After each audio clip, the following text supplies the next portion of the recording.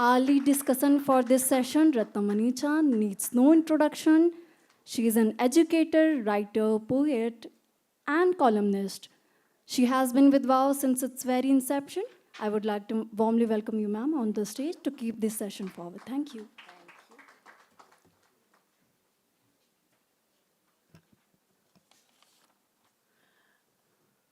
Good afternoon. Our next guest is a man of many talents, a multifaceted personality, Turkish diplomat, lawyer, scriptwriter, and author, His Excellency Firat Sunel. Ambassador Firat is from Izmir. He studied law at Istanbul University and went on to do his post-graduation in Germany. As a diplomat, he served in Bangkok, Bonn, Essen, and Tbilisi before becoming Consul General in Dusseldorf.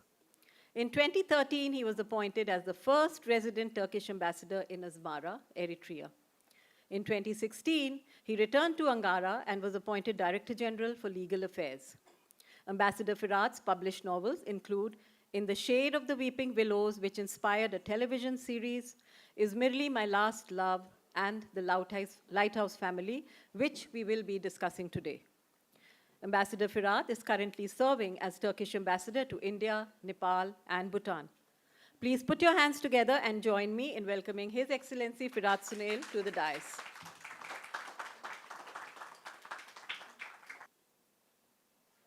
Ambassador Firat, before I begin, may I offer my congratulations on your book, The Lighthouse Family, which has just been translated into English. It's your first English translation. It is a compelling journey through war, displacement, and the indomitable human spirit, where the light of hope shines even in the darkest hour. We will be taking questions from the audience later on, just before our session closes. Ambassador, your book centers around a little boy surrounded by a loving family, and it throws beautiful insights upon human emotions and sibling bonding. In fact, one of the chapters, the heading reads, My Brother, My Beacon.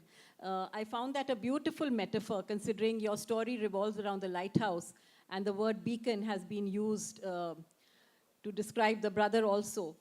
Your protagonist, who is a little boy, is worried. He wants to go to the big school to study, but at the same time, he's very worried that he'll miss home-cooked food, he'll miss his mother, he wonders who's going to look after him if he falls sick.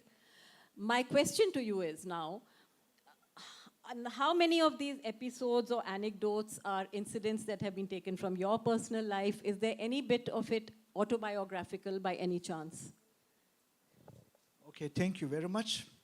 So it's my second time in Dehradun, and this is a wonderful, lovely city.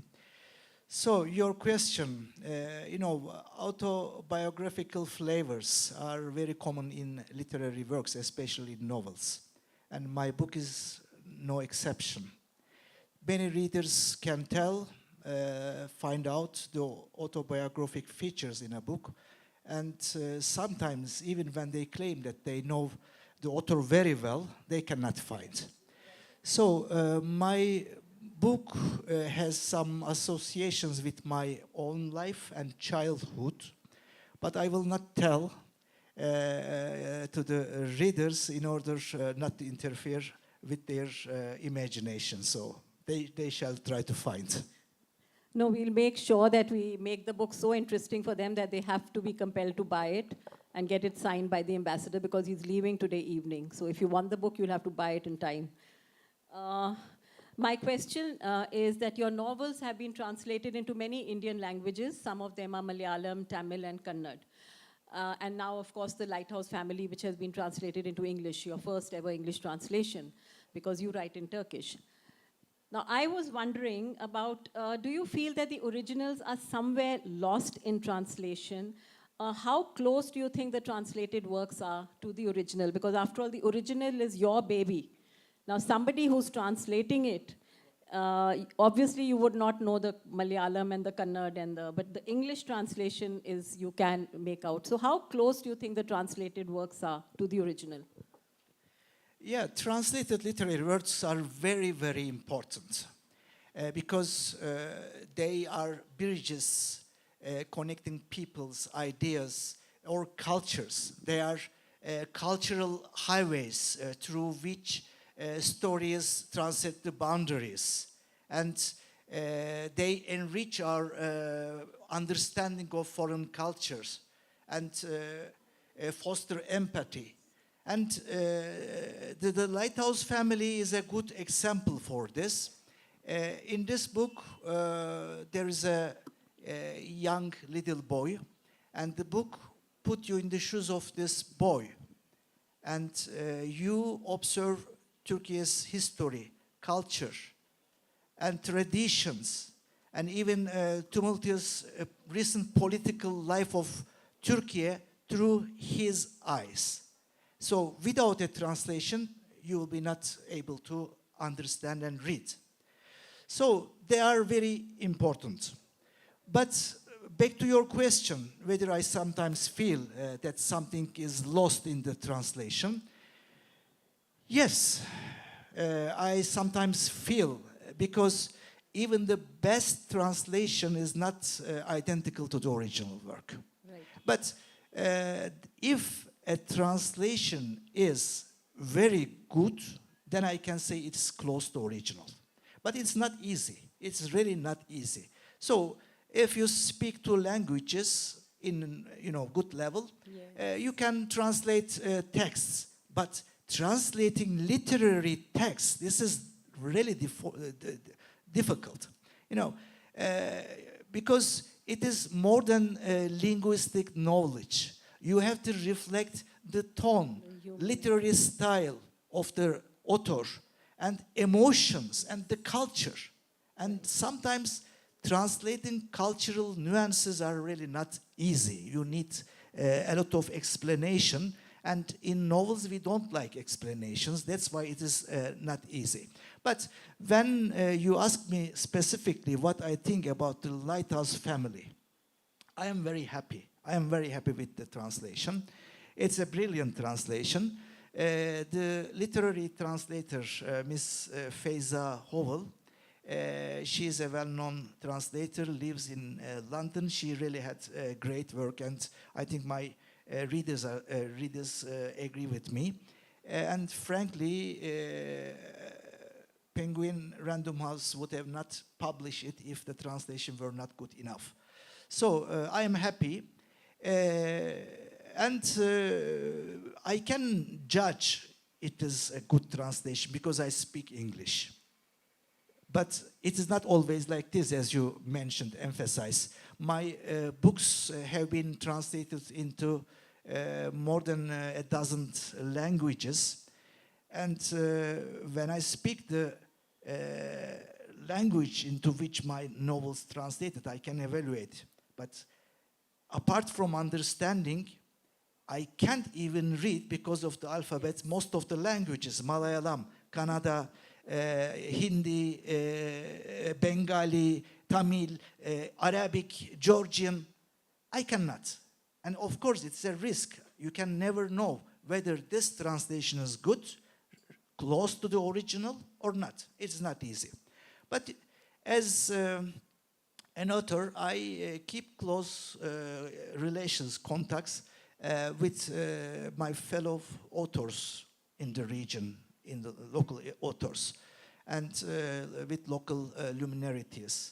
And sometimes also my readers all around the world, they write me, they contact me with in email or social media, and they bring me some feedbacks about those editions. And unfortunately, I must say, sometimes they say, this is perfect language, grammar is correct, everything is correct, but this is not a novel. No emotions. No soul. No soul. This is very important. This is really very important. That's why when my book is being translated to another language, I cannot check it, but at least I can try to find the best translator. That's very important. And, this part, good language, but no soul, no emotion, that was my experience 15 years ago. My first novel, In the Shade of the Weeping Willows, which immediately became bestseller, a big success in Turkey, and also adapted to a TV series. So that became very famous in Turkey. And one day my publisher, that was my first book, and my publisher reached me out and said, Firat, let's get your book translated into English to make you a world author. I didn't understand what world author means, but it sounds really nice. I said, yes, let's do it, as I said. And then we found a literary translator. So also a professional one, a literary translator, a bilingual translator living also in London. And then she started 15 years ago translating my book. And after a while, she sent almost 1/3 of the completed work for me to check. I just checked. So this is my book. I read. English is perfect. No mistake, nothing. Grammar is perfect. But no emotion. Really. My style, my tone is not visible in the book. I said, this is not my book. This is something else.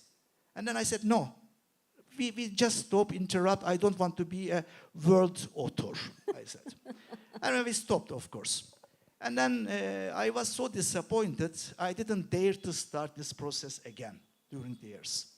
Okay, my books were translated in the meantime in other languages, but not into English. And then I came to India as ambassador.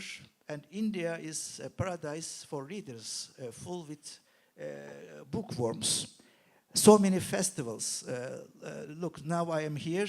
On Sunday, I have another reading in Delhi. And then next week, I'm going to Meghalaya for a literature festival. Because people like, and it's so colorful. And English is an advantage, of course. And then I thought, this is a sign, this is an opportunity. If I can get my works translated into English, this is while I'm here. Then I started, and that was really, thanks God, a big success. This book was published in January by Penguin Random House, and within 14 days it became a bestseller in India. And my second novel, Izmirli, My Last Love, which is not a historical fiction, it is also going to be published next month in December by Penguin Random House as well. Oh, that's nice. Congratulations. Yeah. Thank you. Thank you for that really honest answer, and thank you for the tips about getting your books translated into different languages. The upside is that it has a wider readership, whichever which way. Metaphorically, your book centers around the lighthouse. Metaphorically, lighthouses represent navigation through life's challenges and difficult times. They symbolize the importance of staying on course, making informed decisions, and finding our way during darkness or uncertainty, which the protagonist in your story manages to do quite well, in spite of all the hurdles that came his way. What was your reason for centering your story around the lighthouse? Yeah, this is a metaphoric for, of course. In my novel, the lighthouse is not just a building or a place. It is more than this. And as you mentioned, lighthouses are symbol of loneliness, desolation. But in the same time, they symbolize also hope, direction, and a refuge for our wrecked souls, you know, and then a light in the darkness. So both loneliness, but also hope. And I use this lighthouse like a living object in my book. So in my book, there is a lighthouse family living in this lighthouse, and this lighthouse exists really in the reality. So there, yes, it exists. You know, before I start writing this novel, I had to talk with the lighthouse keeper, who worked 28 years for this lighthouse. I went them several times. I recorded his voice You to did your pictures. Yes, because we normally don't know about lighthouses. Yes, We have exactly. maybe That's seen in touristic places. But if you want to write a novel about a lighthouse, you must know it. You must feel like you are the keeper of lighthouse. Otherwise, you cannot. So, I changed the topic. Where was I? Okay, so 3 siblings are living in this lighthouse. So they are little with their family. They are far away from everything, everywhere, and everyone. Just 3 siblings with their family. And they are their game partner as well. They don't have any other friends. They have nobody except for each other. And that's why they have created their own life in the lighthouse. And they are happy. Although they are poor, they live in poverty, in provision, they are happy. So the first chapter of my book, called The Happiest Time of My Life. Yes, they were children and they were very happy. But it changed with the outbreak of the war. Their life changed, and we witness how the war affect the life of people. And not only their life change, the lighthouse is also changing like a human being. So beautiful. It is a beautiful book, really. Apart from the lighthouse, the mastic tree also, the mastic is a gum tree. It also plays a very, very important part in the book. Hanem Hala travels with it, with the rest of the family to the lighthouse, and she finally takes it out of the barrel and puts it in the ground, signifying that we are ready to put down roots here now. And Ilyas also loves the mastic tree, and he waters it regularly. On one occasion, he asks Hanem Hala, his aunt, how mastic trees cried, and she replied, and I quote, like humans, only in silence. Their eyes are the grooves we scratch in their trunks in summer. That's where tears of crystal seep out. And then Ilyas asks, so why does our tree never cry? But later, after Ilyas's tragic death, the mastic tree also mourned his death and cried. Excellency, would you like to read that paragraph from the book? Yes. About the mastic tree? This is page 91 and then page 136. Yes.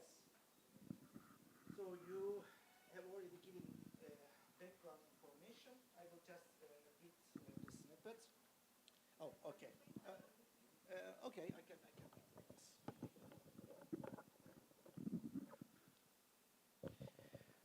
The mastic tree also mourned Ilyas. In the morning, we found Hanımala bent double by the tree, screaming her heart out as she slapped her own knees. It's crying. The mastic's crying. Dozen of gums drops bursting from the tree glistened like dew in the morning sun.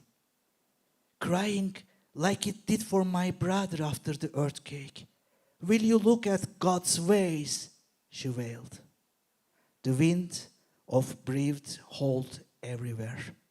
The lighthouse was in darkness, and the mastic was weeping mournful tears of crystal. Ilyasless days were desolate. And Hanem Hala's armchair. Hanem Hala's armchair, Which page 136. 136. I'll give it to you. Okay, 36.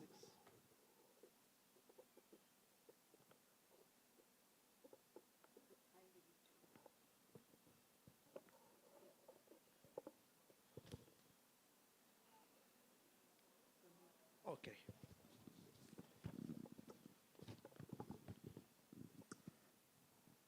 Hanım Hala's armchair was as empty as my sister's gaze. Once there was nowhere left in her face for another wrinkle. She had realized it was time to die and joined the brother she had lost in the earthquake. Her sons dead in wars, and her Ilyas. And taken away her cries of La ilaha illallah, with which she had been blessing our home, clinching her prayer breaths of 999. The mastic tree was now truly orphaned. It wasn't the only one either. The purple evening mirabilis blossomed reluctantly, as if it too was suffering. And in the end, this Hanimhala here in the story is the aunt of the family, the elderly aunt. And in the end, after learning that the last member that is of his family, the protagonist's family, that is his sister, Fariha, is also no more, the protagonist runs towards the mastic tree for solace. And I quote here, "It's dried up. Brown leaves turn to dust under my fingers, but it doesn't appear to have submitted to death. It's still standing upright, just like our lighthouse."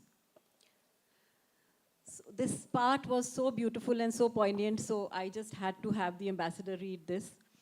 Moving on to a slightly lighter note, Ambassador, there's a beautiful lullaby in Turkish sung by Nerissa in one of the chapters.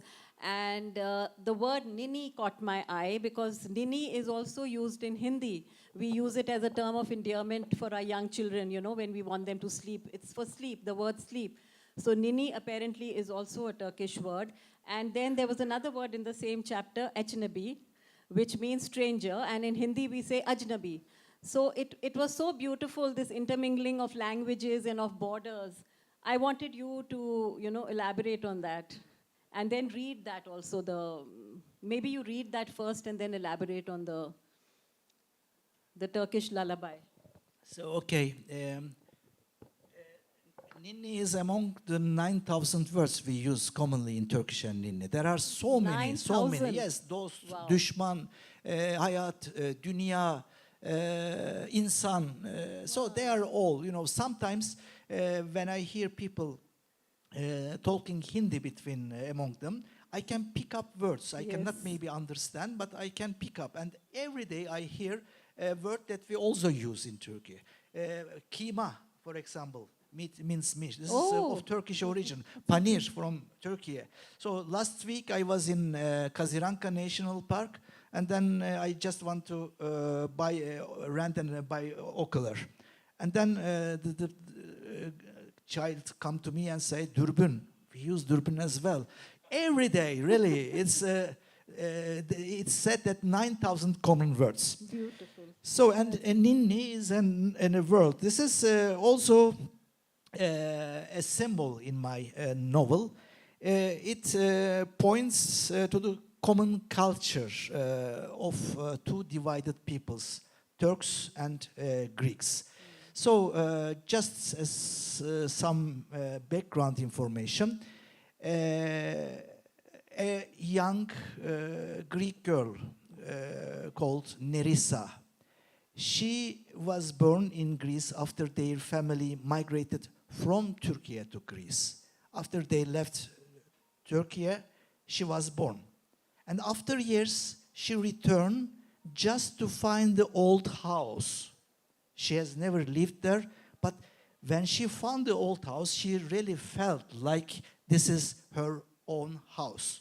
And then she was so emotional, and then she started singing a ninni, because when she was in Greece, the grandfathers, the grandparents, and grandmother, they sang this Turkish ninni.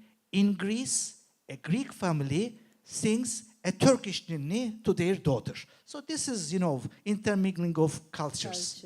How beautiful. And I would like to, do you want me to Read sing? it, yes, sing it, yes. Yeah, but yes, are you sure? Because my Definitely. voice is cracked. New Delhi. That's going to be the New highlight of Delhi the day. Polynesian Please. voice. Please. Okay, I will try. But let me first tell the meaning of the ninni. So ninni here, you're using it as a lullaby. Yes, lullaby. Lullaby is ninni. Okay, lullaby is ninni, whereas here we would probably use it for sleep. Yeah. So the meaning is, roughly of course, wrapped in white muslin, raised in cradles, Let her sleep. Let her grow up and walk. Sleep, daughter, sleep. Sleep, baby, sleep. Ninni, daughter, ninni. Ninni, my love, ninni. So this is the meaning. And now we come To the singing. I will try at least. Ak tülbentlere doladım, beşiklerde büyüdüm. Uyusun da büyüsün ninni, tıpış tıpış yürüsün ninni. Ninni kızıma, ninni, ninni yavruma, ninni, ninni yavruma, ninni. Beautiful. I think that super. Thank you so much. That was beautiful. And then we come to the part where both the brothers during Hidrilij make a wish. And they tell each other what they wished for. And the protagonist is plagued by guilt because initially he wishes for Nerissa, who was his first love. Then he wishes that his father should not join the war, and he doesn't join the army and goes to war, so he wishes for that. But when he looks at his brother Ilyas, who is unwell, he is plagued by guilt again. And as a last, he quickly changes his wish, and he wishes that his brother gets well soon. And Excellency, I request you to read a few lines from that part and maybe throw some light on that part of the story between the two brothers and also about Hidrilij. Okay, so first let me explain Hıdrellez. What is Hıdrellez?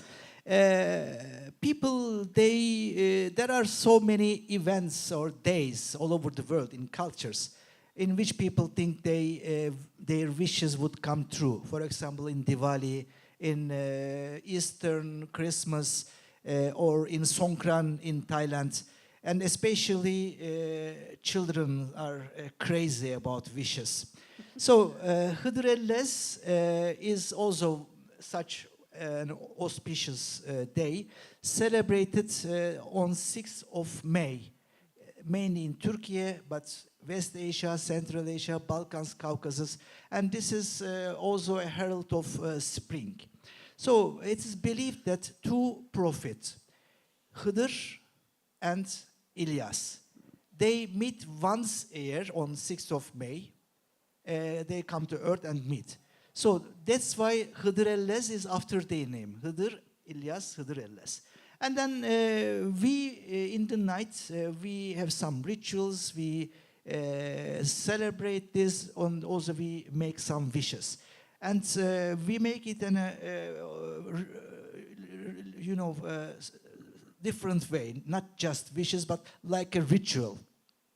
So it is like this. When you want to have a wish, you find something and then bury it under the rose bush in the night time. For example, if a woman wishes a baby, then she finds, for example, a pebble in the shape of baby, and then just bury under the rose bush, and then make the wishes. Or if you want to have a house, maybe a piece of wood you find, look like house, and like this. So in our case, this is also, you already told our protagonist, he had so many wishes, but at the end he decided to wish the health for his sick brother. Mm-hmm. You know, at the end he was in a very ambivalent, and then lately he found a pebble and then make the face of his old brother and bury under the rose bush, and then wished, I hope my brother gets well. So that was his wish, but he never told anybody.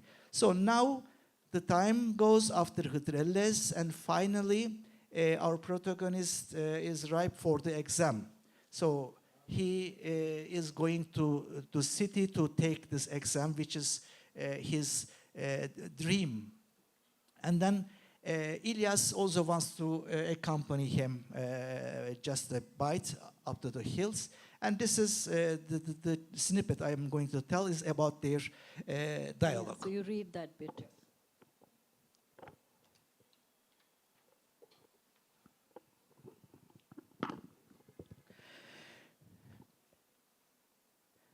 A proud smile spread over his face.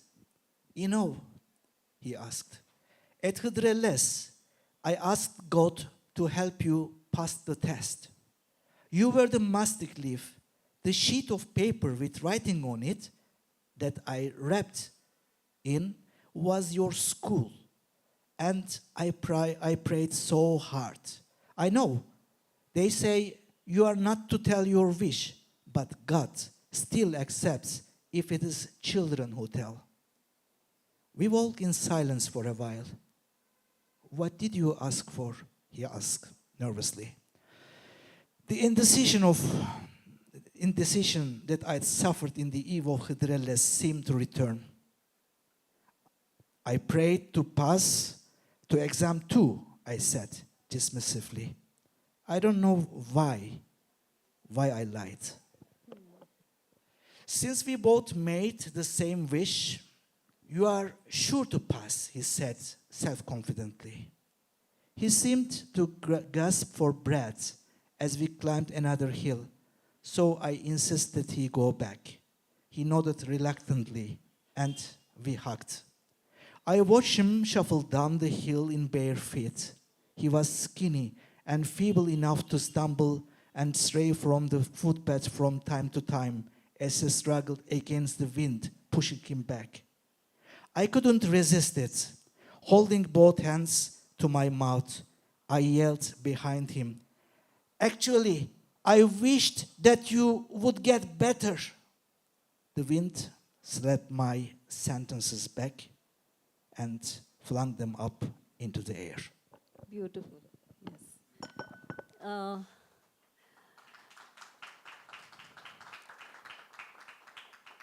You write about the blink reading method, which is the protagonist trying to study basically, under the intermittent beam of the lighthouse. So could you just throw some light on that for the benefit of our audience? He was trying to study and he could not get enough light and he would only study under the beam of the lighthouse. I want you to elaborate on that. Just short information about lighthouses, Yes. how they blink It's and so on. interesting, yes. Yes, so lighthouses, as you know, they are guiding the ships in dangerous waters. And they are built on the hills or on bays.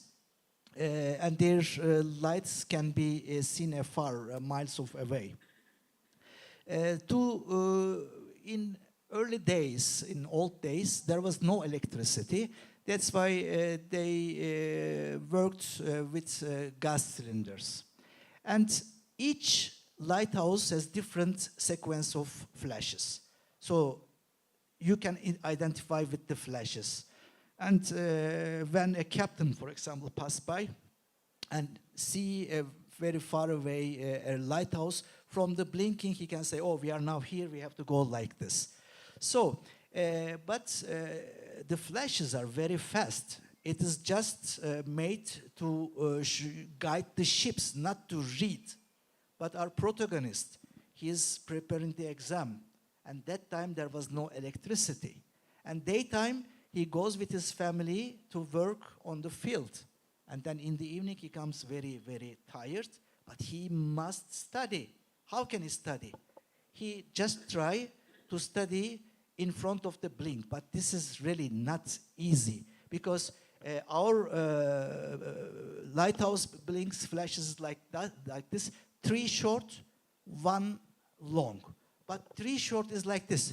Chick, chick, chick, chick, chick, chick, chick, chick. How can you read it? It's almost impossible.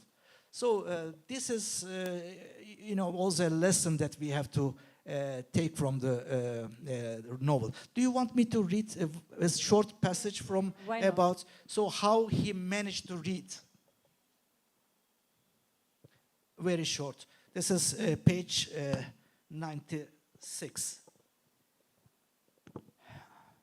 I tried to use the long flash to mentally complete the half sentences that I had placed somewhere at the corner of my mind during the preceding 3 brief flashes. As I waited for the next sequence, I would close my eyes to repeat those half sentences hurriedly, scanned to etch them into my mind. That night, I managed to memorize 3 pages until my eyes closed to their accord.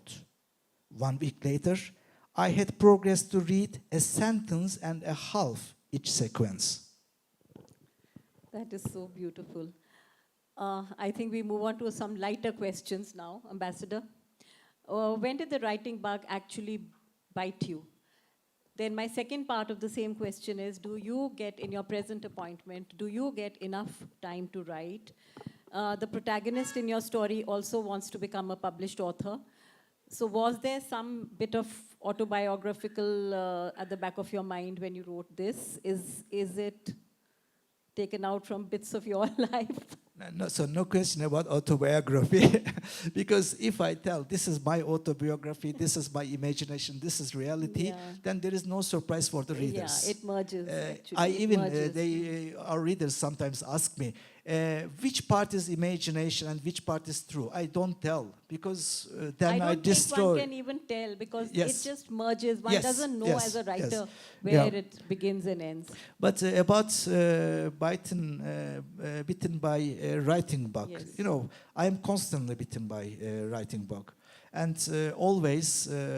But the problem is time, of course, and being an ambassador is not a part-time job. Nor is writing. But I have to write. I have to write. And how can I do it? I get up very early for long, long years. What time? 5 to 30. And between 5 and 8 o'clock, it is my golden hours. It's my me time. I can read in peace, read or write. Nobody calls me, nobody knocked on the door, no questions, nothing. This is just my time. So this is my style, because otherwise, when I start with my day, I can't find even sometimes to breathe, really.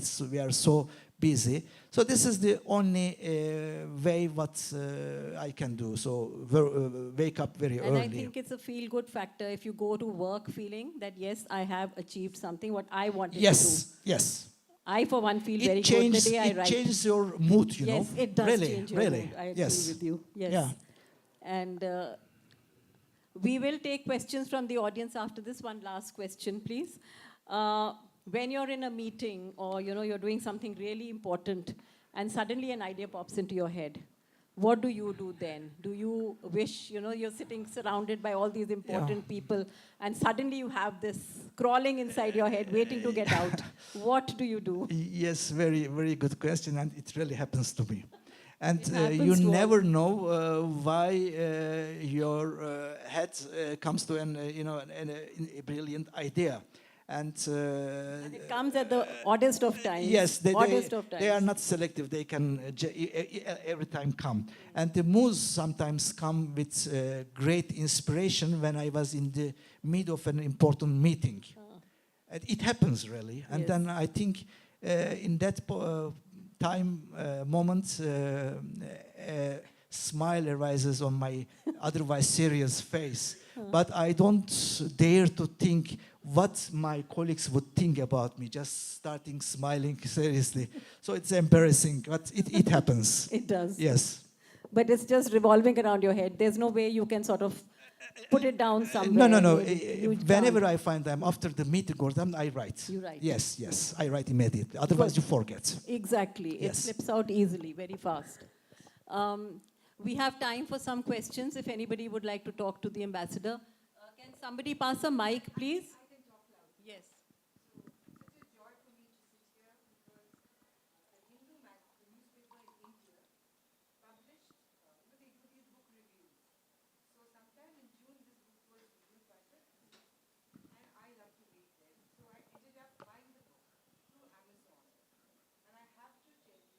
I reading it. I completely stopped reading it because it just had, there's so many things in that book with which I could resonate. One of the scenes was the circumcision. Yes. I've got four brothers who were circumcised almost a similar time, along with other cousins, and with long shirts, Yes. and we have described it. I could just visualize my own childhood. That was one. And then, you just didn't let and the way the boy, the brother reads the book. Oh, do you want me to use this? So the brother uses this method of memorizing, and the younger one learns to read from his brother Ilyas. Yes. That was, I thought, so... That was... And then when he comes back, I think I'm going to cry even saying this, he's not there to know that he's passed that exam. That was the point I closed the book. My husband saw me crying. He said, okay, listen, this is not your life. I said, I'm sorry. The authors just killed me, Then Just imagine. Yes, Touched that hearts was completely. it. And Yes. then the grandmother. I have a grandmother who would say that, La ilaha illallah. And we'd say Muhammad Rasulallah, right? So when I read the way she read it so badly, it just, you took me into another world that's no longer part of my life anymore. And then the end, when the sister dies and never gets to see that picture that was taken in the lighthouse. Why did you make it so tragic? Why did you make it so tragic? I couldn't... I read the book finally because I wanted to meet you and ask you why you make it... I'm unable to read books which are sad. They somehow take me into a world which I think doesn't exist anymore in a way. And you've just touched that chord, Ambassador. It was... I think I could cry even remembering each line of it. It was so beautiful. I want to thank you for that. Thank you. Thank you. Thank you very much for your comments. But sometimes when I'm writing, I cry as well. Oh, that's Really. so sweet. But there is hope at the end, no? At the end, that's what the lighthouse signifies. It ends with hope. Yeah, it ends with hope.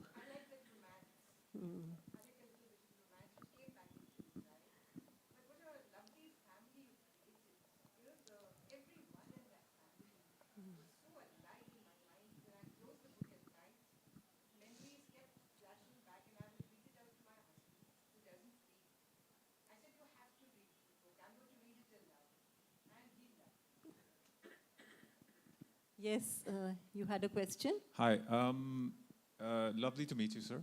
I have two lighthearted questions. The first is, so I've been to Turkey and I had the same experience that you have coming to India, where I thought firstly these cultures are very similar.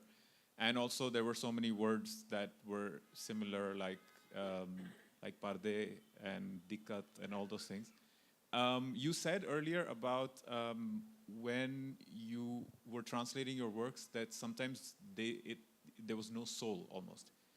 How much do you think that is derived from the characteristics of different languages? For example, in Hindi, in English, a word on its own doesn't really have any emotion. But when you put it with other words, then you can have some emotion. And in Hindi, Hindi is a rich language where you can have different words for the same thing, but they have a different emotional connotation. Is it the same in Turkish as well? Is there... Yes, it depends on the culture. I cannot judge for the languages that I don't know, like Hindi, Malayalam, and so on. But Turkish language is also very rich. We have several expressions just for one word. And that's why it's sometimes difficult to translate it into another language. And like the rich phrases in English, we have also so many phrases. And you must translate a phrase into a phrase. You cannot, you have to find the equivalent one. And this is also difficult. And each time, if I use, for example, another word for an item, for a definition, the translation must be also like this. They find also equivalent, but other words. In Turkish, we have more than 30 words to describe that, for example. You cannot each time translated, he died, she died, they died. It's impossible. We say, for example, if the mother died, we say, she became an angel. It means she died. But you have to translate it like this. So this is not easy.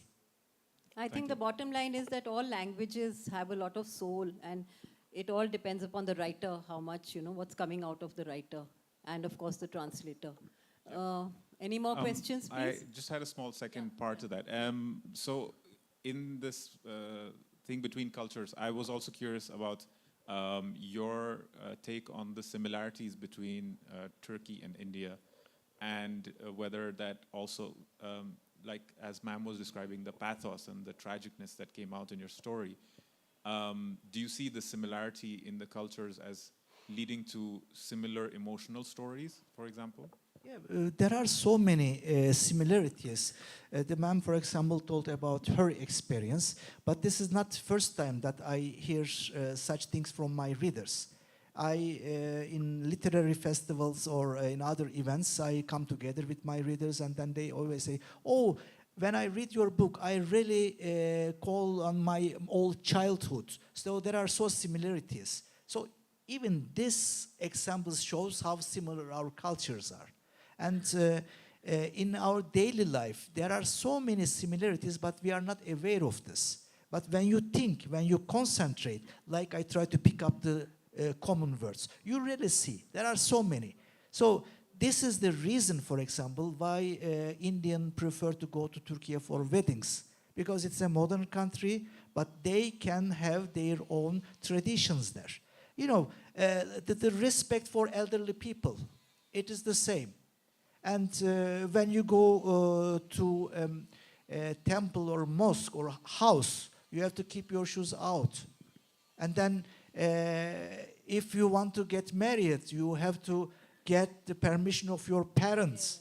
And then one, for example, other similarity, when you eat something, and when somebody pass by, and then say, bon appetit. In Europe, you know what happens? They say, thank you. But in Turkey or in India, oh, please come dig in, come dig in.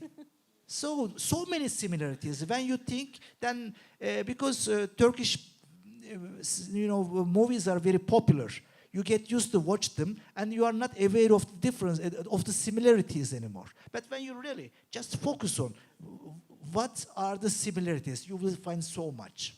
So we have so similar cultures. There was somebody who wanted to ask a question. Yes, please. A very good afternoon, sir, ma'am. I just want to start by saying that I really loved this novel. I thought it was so beautiful yet heartbreaking. It was such a beautiful depiction of war, even for people who are not directly connected to it. And one of my favorite characters was Fariha. I thought she was her strength and her resilience to constantly Fariha, push the against elder sister. the gender boundaries that have been created. I thought it was spectacular. So I feel like her story isn't over. And I feel like there is also so much that she can say and do. So my question is, can we ever expect a spin-off or a sequel for the novel? But Fariha is... Feria, Feria is one of the main characters. She is just a young girl, 17 years old, but how strong character she has. She is the only person who can define to their fathers. Father is, an autocratic person, but she is the only person. And she is such a, strong character. And then, but she is silent. And she tell everything, whatever she think, with her silence. You I think, pick up from the book. So this is also important. Without saying anything, she can tell everything. What the ambassador was worried about was when we were discussing this, he said, you're letting out the story of my book. So I said, no, if we give them little snippets, they'll be wanting more. And I think that's what's happening. We've just thrown little snippets, and it's such an amazing book. It's so poignant. I read it twice. The first time I read it, and then the second time I just had to read it again. I didn't feel like picking up anything else. I said, let me finish this a second time. a little more clearer perspective without getting emotional. One more question, please. Any last question? Hello, I'm Group Captain Sharma. I'm a doctor. I was a doctor in the Air Force. I'm in UK for the last 20 years, and we went to Turkey. It was an amazing experience. It was totally different from what I thought about Turkey. And like other people said, there are a lot of common words, a lot of common sweets. Even halwa is very popular, which is very popular in India. They call it halwa. The word halwa is very popular in Turkey. How much of the story? How much of the story is derived from your own life? And are you planning? Okay, I can just tell you, this is a historical fiction. Historical fiction means the reality combined with imagination. So the events in my book, they are all real. That the German troops bombed Greek islands, lighthouse, and so on. So these are real events, because you cannot fabricate history in your books. If you are writing a historical book in fiction, the events must be real. But the characters, you can play with characters. I don't say that all my characters are fiction. Some of them are real characters, but I don't tell which one is real and which one not. You have to find it, because I don't want to intervene into your imagination. If you think she must be real or he must be real, and if I say no, it's my imagination, then you feel disappointed. That's why I don't tell anything. So I wrote the book, it is published, then it is your book. It's not my book anymore. So you have to evaluate it. Exactly. It goes out to the reader. And the more, the merrier. Any more questions, please?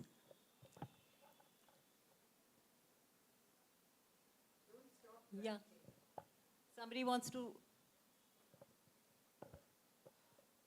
Yes, I can see a lot of nudging. Does anybody want to ask a question? You can, it's okay. No? Yeah, why don't you? Yeah, do that. She's feeling a bit shy to ask, so I'm going to ask on her behalf. But what we were both wondering is, to the ambassador, what language do you think in, please? That's interesting. I think and write in Turkish, in my language. But sometimes I also dream in English, but when I dream of my office and so on. But mostly, That is so mostly good. yes, in English, Turkish. The office is in English, but the writing is in Turkish, right? That's why I can write only in Turkish. This is my mother language. Beautiful.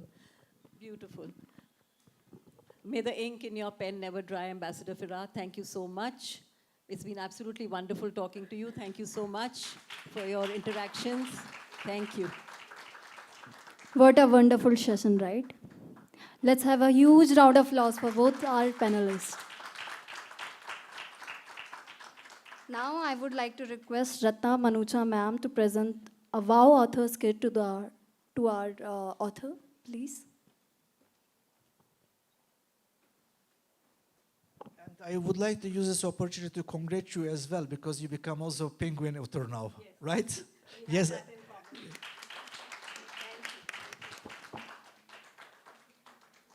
Now I would like to call Mrs. Shelley on the stage to present the author's kit to our lead discussant for the session.